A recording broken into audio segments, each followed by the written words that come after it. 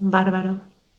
Bueno, bienvenidas a todas. Gracias por tomarse este minutito para escucharnos. La idea es, como dijo Marita, transmitirle nuestro conocimiento, nuestra trayectoria en este tema en particular.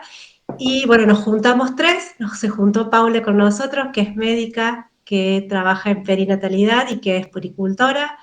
Marita, que es licenciada en fonoaudióloga, futura puericultora. Yo soy odontopediatra y poricultora, entonces nos involucramos desde este lugar y, como dijo Marita recién, la Semana de la Lactancia nos convocó para hablar de esto.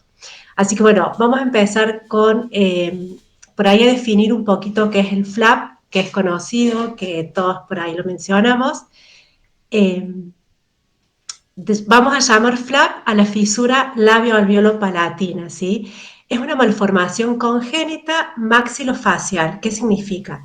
Que es una malformación que se va a formar cuando el bebé se está gestando y que va a involucrar a la cara, ¿sí? Es una anomalía del desarrollo y puede estar solo o puede estar asociado a otros síndromes. Generalmente son síndromes que tienen también contenidos eh, genéticos, ¿sí? Como el síndrome de Down, síndrome de Edwards, que son por ahí ya otras asociaciones. La frecuencia, la verdad que es un poco baja, pero eso no significa que no esté presente y que no vayamos a tener nosotros contacto con un FLAP. Es uno entre 600 o uno entre 700 nacidos. ¿Y cuáles son las causas para que un bebé tenga esta lesión? Es una causa poligénica multifactorial. ¿Qué significa? Que va a tener un factor genético, un componente genético aproximadamente del 10%. También va a tener un factor ambiental, que también es del 10%. Y la interacción de ambos factores, que es lo más común, es el 80%. Cuando hablamos de factores genéticos, son que se transmiten de generación en generación. Sí, generalmente una mamá, un papá, un abuelo puede tener estas lesiones. Y los factores ambientales son los que por ahí tenemos más cotidianamente. ¿Sí? Eh, Algunos medicamentos eran muy que producían esta lesión, que eran, por ejemplo, las aspirinas, que ya por suerte no se toman más. Antes se tomaba muy comúnmente este medicamento. También algunos estados de shock muy agudos. Hay factores que son infecciosos agudos, como por ejemplo una rubiola, algunas enfermedades como la tuberculosis, la toxoplasmosis. También hay factores ambientales que son químicos, como el alcohol, la droga, algunos agroquímicos, algunos herbicidas, y hay factores también físicos como las radiaciones. Entonces, todo esto se va a juntar en un momento y es en un momento muy temprano de la formación del bebé. Ahí está. Eso, ¿cuándo se forma? El momento de formación es muy temprano, ¿sí? A partir de la cuarta semana de gestación se empieza a formar algo que se llama estomodeo, que es una boca, que es la boca primitiva, ¿sí? Ese estomodeo tiene los procesos, los arcos braquiales que se denominan, que se van a empezar a juntar, a mesializar, y ese tejido se va a unir y se van a ir formando las diferentes estructuras de la boca y de la cara, el maxilar superior, el maxilar inferior, la nariz, los ojos, el paladar duro, el paladar blando, la lengua. Entonces, cuando esto está pasando, que es entre la cuarta semana de gestación, donde empieza a formarse el estomodeo, y la octava semana de gestación, si alguna de estos factores que les mencioné recién, eh, ambientales o genéticos, entran, se produce la lesión, la fisura. Y dependiendo del tiempo, va a ser la extensión de la fisura, que ya Marita les va a contar cómo se extiende y cómo se puede clasificar la fisura. Muy bien. ¿Me escuchan bien? Sí, Bien. perfecto. Respecto a la prevención, básicamente nos enfocamos en todos estos factores de riesgo que había hablado Trini. Evitar el tabaquismo, evitar tener en cuenta el consumo de medicamentos, los que se usan que sean aptos para el embarazo, evitar el consumo de drogas, de alcohol, los controles de embarazo, muy importante, hacer todos los análisis, hacer todas las ecografías y por supuesto una alimentación también saludable. Respecto al embarazo, al ácido fólico, el ácido fólico es el que se da hasta los 3 meses de embarazo. Es lo más frecuente dentro de la población que inicien el ácido fólico recién en el momento de que se enteren que están embarazadas, pero lo ideal en realidad es que se inicie antes del embarazo, incluso hasta los primeros 3 meses. Eso en caso obviamente de que uno programe el embarazo, que sería una situación ideal. Después el resto de tiempo, si lo antes posible se inicia, hasta los 3 meses. ¿Qué es lo que previene este ácido fólico? Además de todos estos efectos en el cerebro, espina bífida que se llama, que es básicamente una alteración en el cierre del tubo neural, que es una forma en que nosotros tenemos, inicia el bebé como si fuera una plaquita, y esto después para formar el cuerpo se va doblando. Cuando se cierra, el ácido fólico ayuda a que ese cierre se produzca de una manera adecuada, digamos, para que no quede justamente abierto, que es lo que había mostrado Trini ¿cómo es? En la diapositiva anterior. Y también predispone, obviamente, la falta de ácido fólico al labio leporino por la misma situación, digamos, de una afección en el cierre. ¿Cómo diagnosticamos? ¿Se puede diagnosticar por ecografía? Sí. Y se puede diagnosticar también posterior al nacimiento, que es lo más frecuente. Las ecografías depende de qué ecografía. Hay algunas veces que se puede llegar a identificar con ecografías de las 12 semanas, pero es muy poco frecuente, pues realmente es una patología que hay que saber verla muy bien. Y lo más frecuente es que se dé a las 20 semanas, que es la ecografía morfológica, se llama, donde se ve la forma del bebé, se evalúa bien todo eso. Y muchas veces es difícil de diagnosticar, incluso haciendo las ecografías, fijándose bien, recién se dan cuenta cuando nace el bebé. Como les digo, lo más frecuente es que se detecte a las 20 semanas, excepcionalmente se puede ver a las 12, y el paladar hendido, es decir, la lesión donde afecta solo al paladar y no al labio, por supuesto que es mucho más difícil de detectar también, porque en la ecografía generalmente vemos, sobre todo en estos casos de ecografías en 3D, vemos la parte de afuera. Por ejemplo, acá tenemos un bebito con un labio leporino. En las ecografías tradicionales también tiene que tener mucha habilidad el ecografista para encontrar esta afección. Una vez que nace el bebé, hay que hacer la evaluación del que hace el neonatólogo o el pediatra, que básicamente se basa en observar si hay alguna lesión, ver bien. Siempre se hace un examen físico general. Pero en cuanto a esta patología en particular, se observa la formita de la boca, se observa bien que no tenga ninguna lesión, ver toda la parte de la lengua, las encías, la parte del paladar, incluso muchas veces se realiza, como está haciendo acá en este caso, se realiza una evaluación de la succión, donde ahí también se puede valorar si hay una fisura. Hay fisuras que son completas, es decir, que se produce y tienen una conexión entre el piso de la nariz y el techo de la boca. Y hay otras que son submucosas, que después van a explicar las chicas, donde básicamente es difícil de diagnosticar porque sin palpar o sin hacer ciertas evaluaciones, porque justamente la mucosa tapa eso y lo disimula bastante, digamos. Bueno, y en este diagnóstico temprano, el rol del odontopediatra empieza a ser como muy importante porque vamos a ser los encargados de hacer la prótesis, la ortesis o la placa ortopédica. Esta placa, la función que tiene es tapar cuando hay una fisura, sobre todo palatina, eh, y además a través de la succión que va a generar el bebé, ya sea a la teta o al biberón, esa placa ayuda a que el tejido vaya creciendo y se vaya acomodando, ¿sí? Entonces llegan a las cirugías con un mejor componente, con mayor tejido para luego unir. Estas prótesis o estas placas ortopédicas también se le agregan un aditamento para la nariz, entonces empieza a través del estímulo de la succión, empieza a estimular a que el ala de la nariz también crezca. Cuando no se ponen estos tutores nasales, la alita de la nariz queda como hundida, entonces podemos ver personas adultas con el ala de la nariz hundida y la cicatriz, ¿sí?, de la lesión. El acompañamiento es durante el nacimiento, el proceso prequirúrgico y también el proceso postquirúrgico, porque estas placas se van a ir cambiando a medida que el bebé va creciendo, a medida que las estructuras se van modificando. Es un trabajo dinámico, ¿sí? También es muy importante la educación a la familia y al equipo de salud sobre la higiene.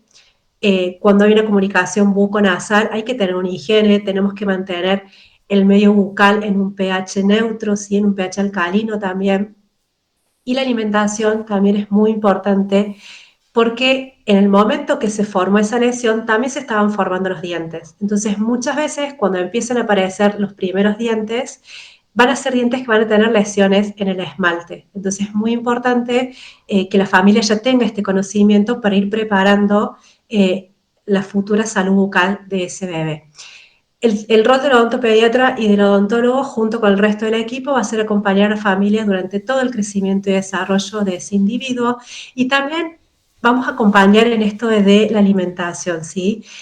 No es necesaria, y eso les quería decir, no es necesaria la colocación de la placa para que el bebé se pueda alimentar por teta si es que la mamá lo desea y está disponible, ¿sí? Muchas veces la misma teta junto al complejo areola-pezón tapan esa abertura que hay en el paladar y se puede hacer una succión fisiológica. Entonces, por ahí perder el miedo a que si el paladar está abierto no va a poder haber una succión o una alimentación al pecho, ¿sí?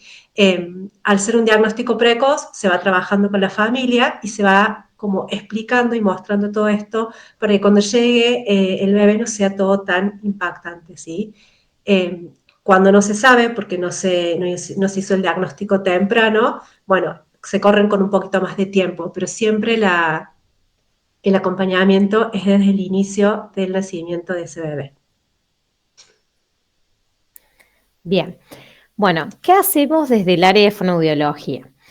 Eh, la interconsulta suele ser después del nacimiento, cuando hay que evaluar el tema de la alimentación, pero además también se evalúa el tema de la audición, ¿sí? Como fonoaudiólogos, fonoaudiólogas, valoramos la succiodeglución, a ver qué capacidad tiene el bebé de succionar, ¿sí? Según el tipo de fisura, y se evalúa la audición a través de estudios objetivos, como son los potenciales vocales auditivos o las otoemisiones acústicas. Hoy vamos a hablar de lo que es la succiodeglución, de estos bebés con fisura palatina. Como dijo Trini recién, la alimentación oral, ¿sí? Ya sea el pecho por biberón, no está contraindicada si aún no tiene la placa palatina. ¿Qué pasa cuando no tenemos la placa palatina? Bueno, se hace una valoración de acuerdo al tipo de fisura, que ahora vamos a ver qué tipos de fisuras hay, para ver qué es lo más óptimo para ese bebé y para esa mamá también, porque tenemos que valorar cuál es la capacidad y el deseo de la mamá, si es dar pecho o dar biberón, ¿sí? Pasamos a la siguiente. Bien, a ver, el paladar normal, sin ningún tipo de fisura, se divide en paladar primario, que es donde está el triángulo que va desde el labio, ¿sí? Hasta el foramen incisivo, ¿sí? Que es un pequeño conducto por donde pasan nervios, vasos sanguíneos. Ahí, eso es lo que nos delimita a nosotros el paladar primario del paladar secundario, ¿sí? En un paladar normal, ¿sí? En la boca de un bebé, esto nos permite que haya la presión negativa suficiente para que pueda extraer leche, ya sea de un biberón o del pecho mismo. ¿Qué pasa cuando tenemos un pecho, un paladar con una fisura? Esa presión negativa está alterada, ¿sí? No lo logra porque hay una abertura, hay una conexión generalmente entre la nariz y la boca del bebé. Entonces, todo esto empieza a generar una alteración en las distintas estructuras y en las funciones, como son la succión, la deglución, la respiración. Posteriormente, cuando crecen la sorbición, la masticación, la fonoarticulación y la audición, ¿sí? Pasamos a la siguiente. Bueno, generalmente esta es una clasificación que se toma desde el año 1958. Si bien es una clasificación vieja, es una de las más prácticas que existen para clasificar las fisuras palatinas desde el nacimiento. Stark y Kernan han tomado la imagen de una Y para clasificar, ¿sí?, las fisuras en fisuras labiales, fisuras de paladar primario, de paladar secundario, incompletas, completas, ¿sí?, unilaterales o bilaterales. Se alcanzan a ver en la imagen A, ¿sí? Ahí tenemos una fisura, solamente una fisura labial, ¿sí? En la imagen B tenemos una fisura labial que ya abarca el reborde alveolar, ¿sí?, que sería como la zona de las encías del bebé, unilateral. En la figura C, ¿sí?, ahí ya tenemos una fisura de paladar, ¿sí?, el famoso paladar hendido, fisura de paladar duro, que abarca lo que es el paladar secundario. En la figura D estamos viendo ya una fisura, ¿sí?, de la úvula, la famosa campanita, ¿sí?, parte del velo del paladar. En la figura E estamos viendo una fisura completa, ¿sí?, donde abarca labio, reborde alveolar, paladar primario, paladar secundario con la úvula, ¿sí?, unilateral. Y en la figura F, ahí estamos viendo una fisura totalmente completa, bilateral, de labio, reborde alveolar, paladar primario, paladar secundario con la úvula. Obviamente que de acuerdo al tipo de fisura, las placas van a ser distintas, el tratamiento va a ser distinto y el abordaje va a ser distinto. La menos compleja es la labial, ¿sí? Cuando hay una fisura labial, la alimentación suele ser más fácil de abordar incluso, ¿sí? Y se usan distintas estrategias no tan invasivas, como por ejemplo colocar el bebé al pecho, tapando la misma fisura, muchas veces con el dedo de la mamá, ¿sí?, o posicionándolo de una forma tal que la fisura quede acoplada al areola de peso.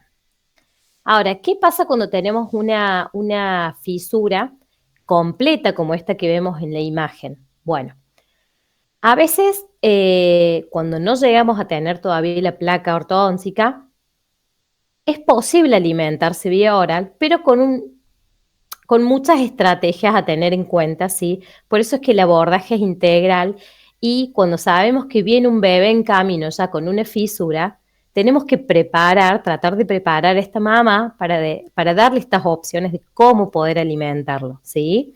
Porque no siempre se espera la placa, no siempre la placa llega a tiempo.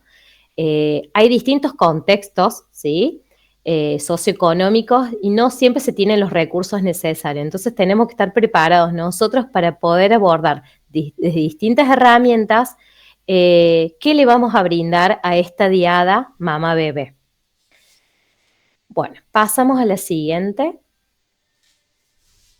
Bueno, ¿cómo va a ser la rehabilitación y el tratamiento en un bebé con una fisura palatina, una fisura labial o una fisura labio-alveolo-palatina, que es la más completa? Bueno, aunque nosotros lo vemos desde afuera, si vemos que es del labio, el reborde alveolar, el paladar, nosotros estamos frente de una anatomía y una fisiología que está alterada, ¿sí?, en la boca. A nivel muscular y a nivel óseo, no solamente es la abertura y que implica la cuestión ósea, no, también tenemos toda una musculatura intraoral, oral e intraoral, alterada.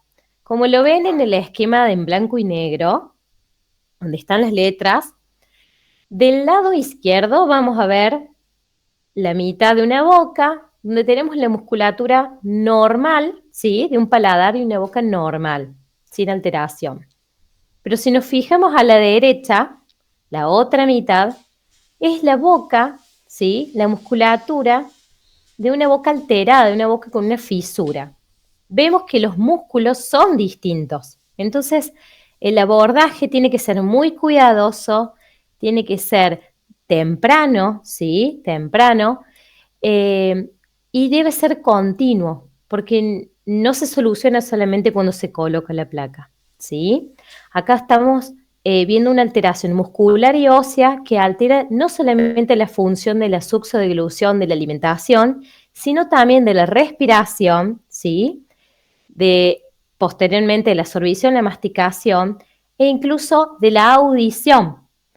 ¿Por qué les digo de la audición?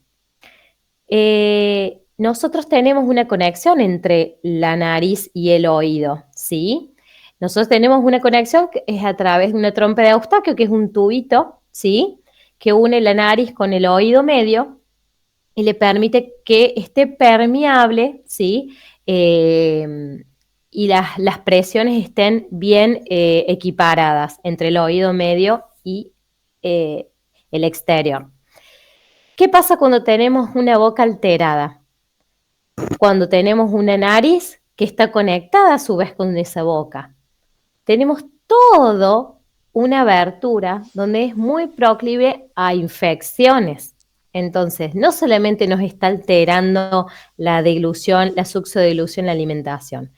Estamos frente a bebés y en niños que son más propensos a tener infecciones en el oído. Entonces, porque también está alterada toda esta musculatura. No solamente la parte esquelética, sino también la musculatura.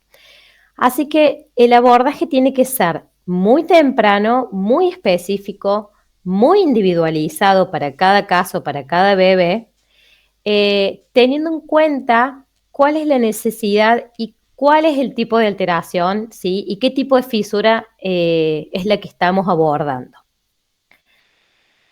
Acá en la imagen derecha inferior vemos un bebé que tiene una cinta, que es esta cinta que comentaba Trini, que se utiliza muchas veces, ¿para qué? Para poder lograr la anterior, Perdón. para poder equiparar también estas fuerzas, ¿sí? Que pierde un bebé con una abertura, con un paladar abierto, la fuerza intraoral para poder equiparar la fuerza que necesita recuperar dentro de esta boca, ¿sí? Bueno, esa quería mostrar. Muchas veces nos vamos a encontrar también con bebés que se encuentran con una sonda. Este tipo de alimentación, ¿sí? No es para todos, está bien indicada. Son bebés que necesitamos que suban de peso en el mientras los abordamos y los trabajamos. Y quería hablar ahora del tipo de succión. ¿Cómo es el patrón de succión de estos bebés? El bebé con fisura palatina o con fisura alveolo-palatina o con fisura labial tienen un patrón de succión desorganizado. ¿Por qué? Porque al no tener esta presión negativa interna dentro de la boca que les facilita la posibilidad de extraer, ¿sí? El flujo de leche, ya sea de un biberón o del pecho materno, comienzan a fatigarse, tienen que hacer mucho más esfuerzo para extraer esa leche. Entonces tienen un patrón desorganizado, se fatigan, van a ver que son bebés que succionan y frenan, muchas veces son pausas largas, ¿sí? Tienen regurgitación, ¿sí? Muchas veces esta regurgitación nasal no es directamente la leche, sino son burbujas de leche también. Tragan aire, continuamente traigan aire, sobre todo aquellos bebés que todavía no tienen la posibilidad de tener la placa o que no son alimentados por pecho materno. Lo que tiene la posibilidad del pecho materno es que es más maleable, es más en la boca del bebé, tiene la posibilidad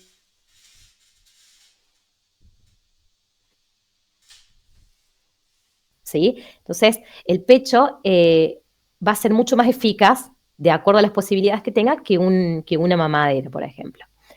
Estos bebés tienen dificultades para subir de peso, suben de peso mucho más lento, porque además tienen un gasto energético mayor, ¿sí? Porque están imposibilitados a esta extracción más sencilla que otro tipo de bebés.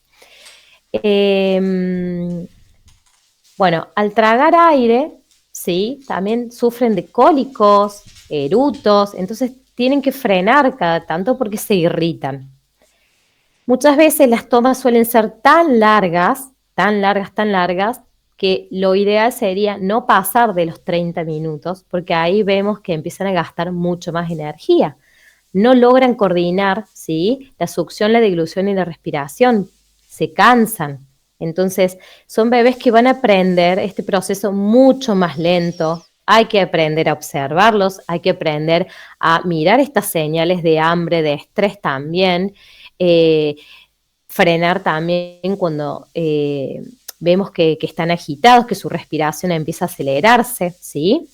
Entonces, tener en cuenta esto, que no va a succionar como un bebé que no tiene un paladar hendido o una fisura, ¿sí? No podemos esperar que esta succión sea normal, ¿sí? Que sea un patrón normal, siempre va a estar alterado hasta que logre más ganancia de peso, más energía, ¿sí? Y pueda empezar a aprender a madurar el proceso de succión, ¿sí? Por eso hay que esperarlos mucho. Y sobre todo acompañar a la mamá, que muchas veces nos gana el miedo, la inseguridad, la aceptación también está en juego, ¿sí? No es fácil, sobre todo si el diagnóstico no venía previamente, se dio en el nacimiento, se vio en el nacimiento. Entonces, hay que aprender esto, a poder dar esta información, llevar calma, tranquilidad, explicar todas estas cuestiones de cómo va a ser esta succión, cómo va a ser la alimentación, y de acuerdo al deseo y a las posibilidades de cada binomio, ¿sí? Dar las mejores herramientas que se puedan ofrecer, ¿sí? Bien, ahí está.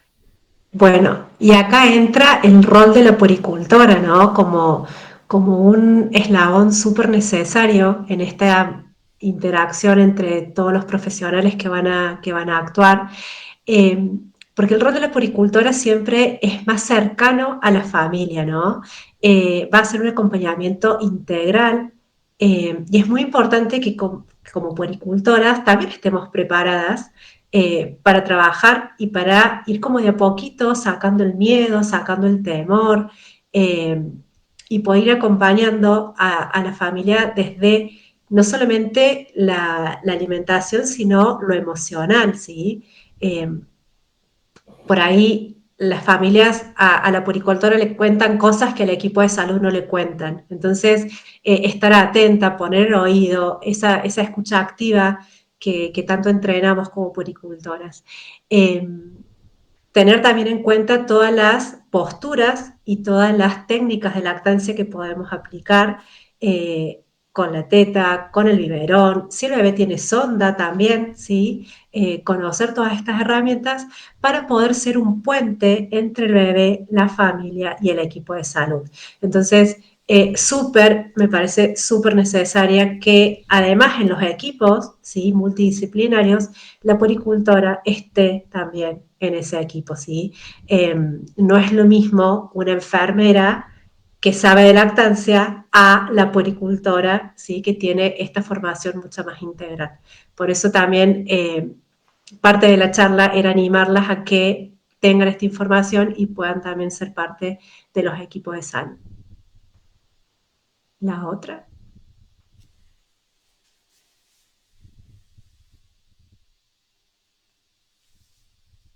Bueno, y ahí sigo.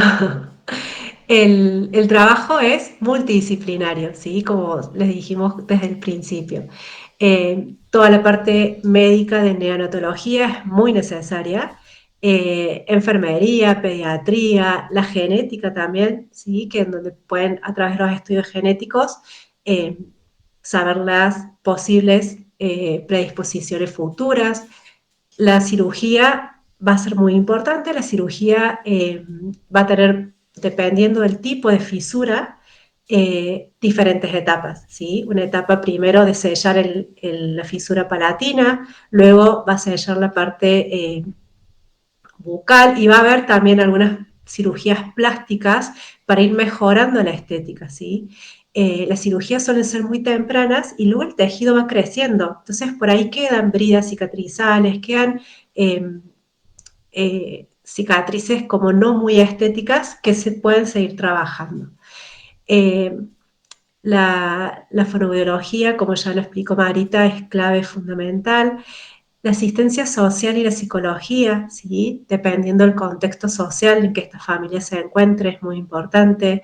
Hay muchas asociaciones y muchas ONG que trabajan con estas familias y es muy importante conocerlas y saberlas para poder derivar y hacer el acompañamiento oportuno. Como les mencioné recién, la Pueri, que va a estar también, otorrino, y el trabajo ortodoncia, ortopedia, también es bastante prolongado, ¿sí? Eh, al tener esta fisura, sobre todo cuando involucra el paladar, el trabajo del ortodoncista va a ser también clave durante toda la etapa hasta la adultez. Entonces, realmente creemos que el trabajo tiene que ser multidisciplinario. Muy bien.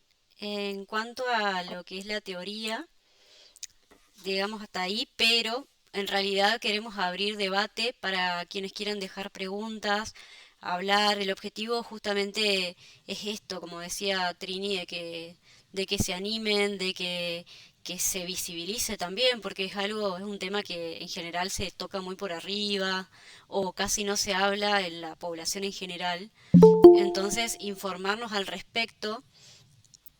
Ahí estamos. En informarnos al respecto, saber que estas familias están, que necesitamos formarnos en eso, en esto, ya estar en esta charla y es un paso muy grande ya se nota que ustedes también están en constante formación y eso es re importante y que podamos darle lo mejor a todas las familias.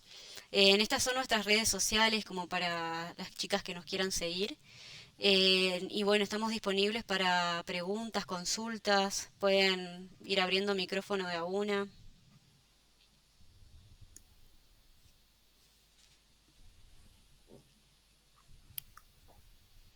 ¿Querés dejar de compartir, Pau, así nos Sí, vemos por todas? supuesto. Ahí estaría buenísimo.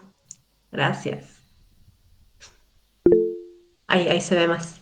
Bueno, yo quería, a ver, eh, sumado a lo que dijo Paula recién, esto de animarse y también sacarse el miedo, ¿sí?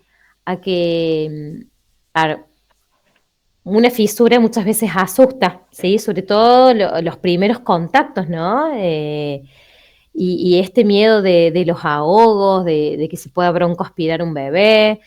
eh, pero no tengan miedo y tengan en cuenta que se puede alimentar vía oral, teniendo todos los recaudos y las posiciones adecuadas, ¿sí? Y teniendo un buen asesoramiento, dando un buen asesoramiento a la familia, ¿sí? A la familia y al equipo de salud, ¿sí? Eso es lo que queríamos brindar con esta charla, de que es posible la alimentación oral en un bebé con una fisura, ¿sí? Incluso se sabe ya por evidencia e investigaciones y demás que la leche materna ayuda y favorece muchísimo, ¿sí? Al desarrollo eh, tanto inmunológico como el desarrollo facial y óseo, ¿sí? De los bebés con fisuras palatinas. Entonces, bueno, esa filmina justamente no sé por qué desapareció, no lo comenté porque desapareció, se quedó por ahí perdida, pero bueno, esto de que es posible y es importante poder ofrecerle, ya sea en forma directa o en forma diferida, la leche materna, ¿sí? Siempre y cuando esa mamá tenga la posibilidad, ¿sí? Pero, a ver, si una mamá está bien asesorada y está acompañada previamente o desde el inicio, la lactancia es posible, ¿sí? Ya sea de forma directa o diferida, ya sea al pecho o diferidamente. Es posible y favorece mucho al desarrollo de los bebés con fisura, muchísimo. inmunológicamente, nutricionalmente y en su desarrollo óseo, músculo esquelético. Bueno, ahora sí les dejo que pregunten.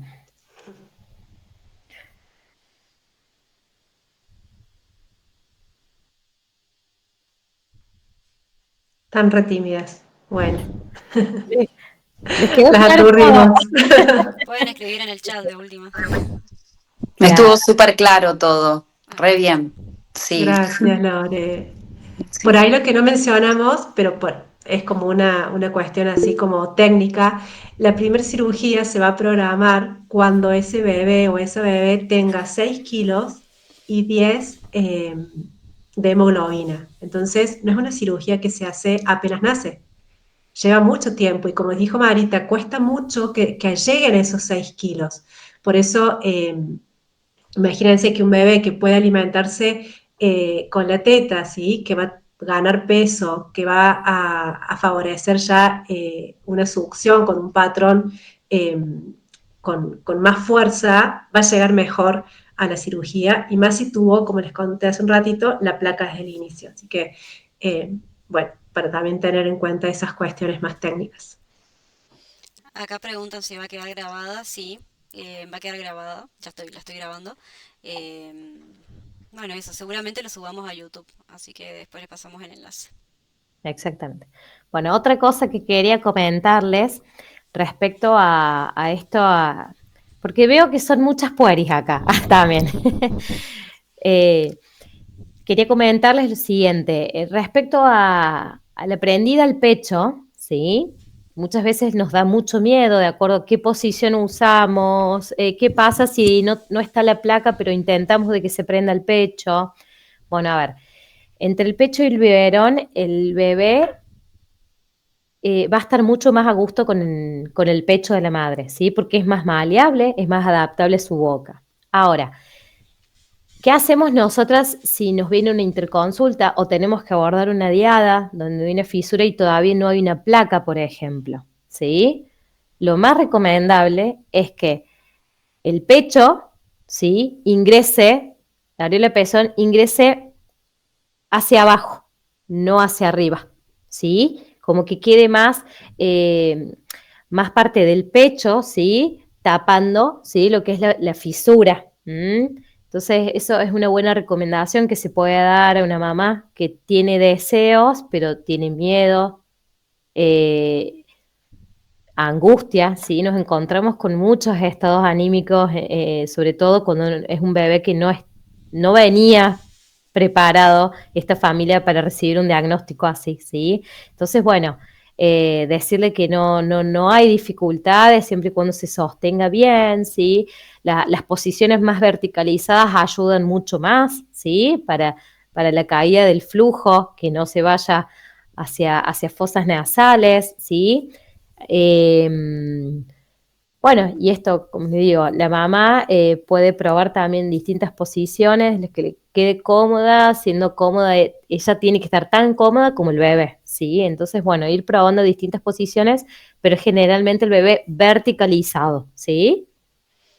Marita, ahí preguntan Y si... también otra acción como puricultora es acompañar en la producción de la leche, ¿sí? Porque vamos a necesitar que la bajada de la leche sea lo menos sintomática posible, que haya leche para poder extraerse también. En el caso de que haya que alimentarlo con mamadera, se puede alimentar con biberón, pero con la propia leche de la mamá. Entonces, el acompañamiento en la bajada de la leche y la producción de leche como pueris también es muy importante. Que Ahí... eso No, sí, terminas, perdón. ahí está, no.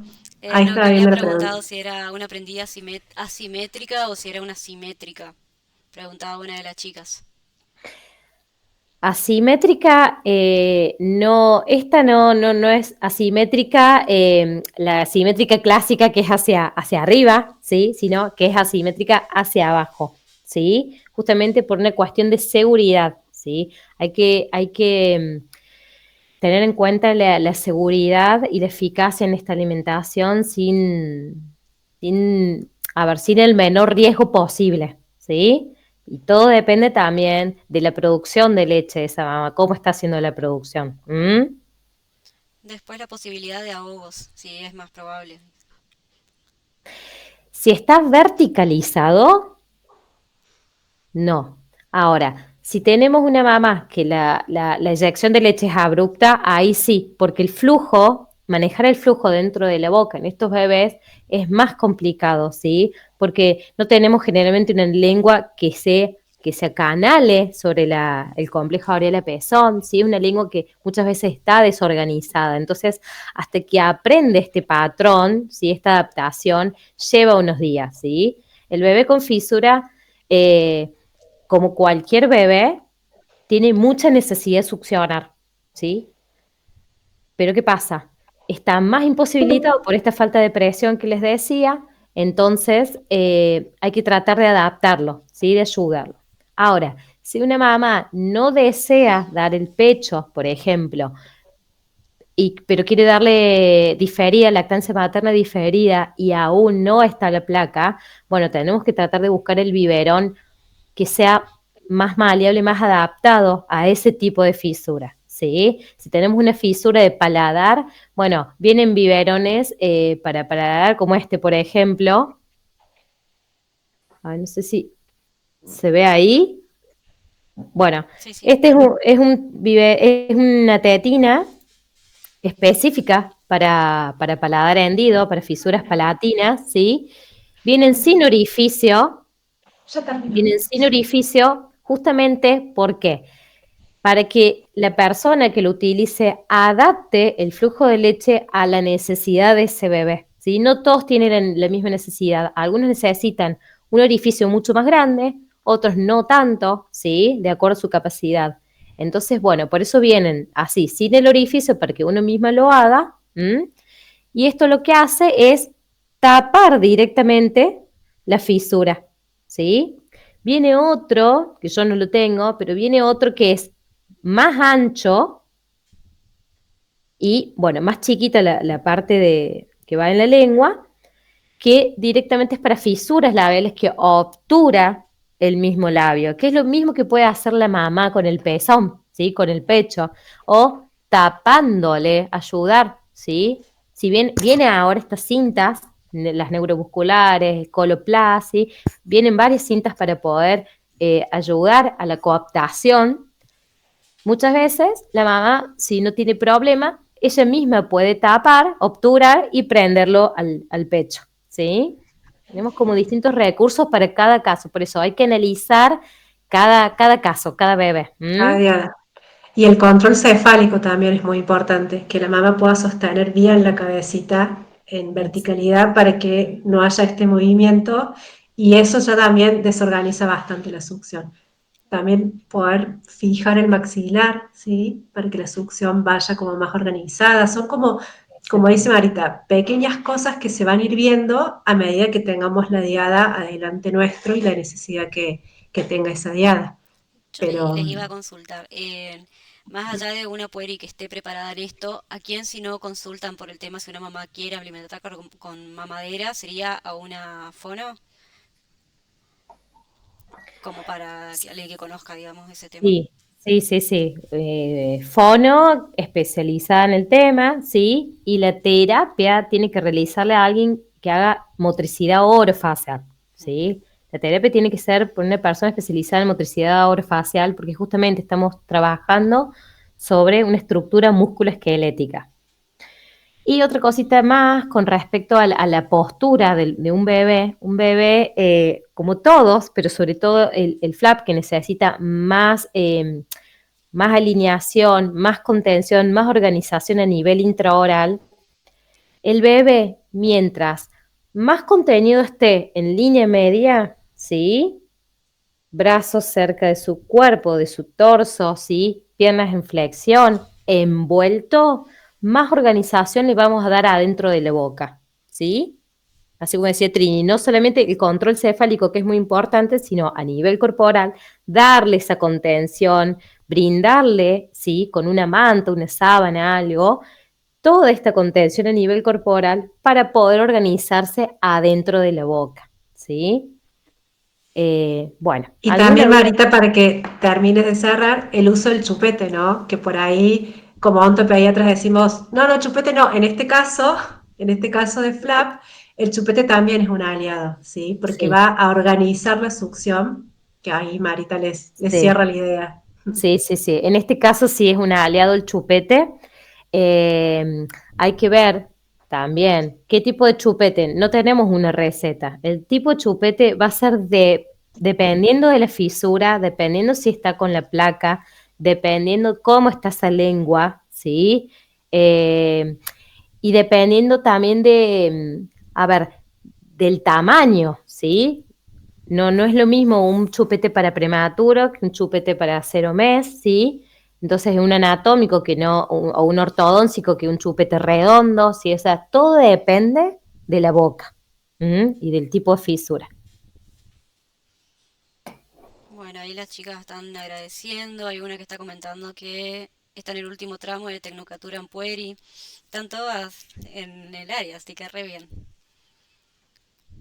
Muy bien. ¿Alguna quiere hacer alguna otra pregunta, comentario?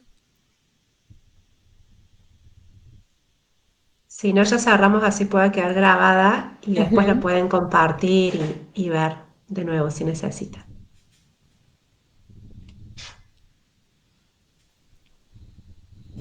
Bueno, chicas, muchas gracias por conectarse a esta hora. Sí, gracias por asistir. Gracias. Bueno, Gracias. Chao, cualquier chao. duda pueden escribir por privado. Gracias, estuvo Muchas buenísimo. gracias. Hasta Chau, luego. Claro. chau. Chao, Buenas chao. noches.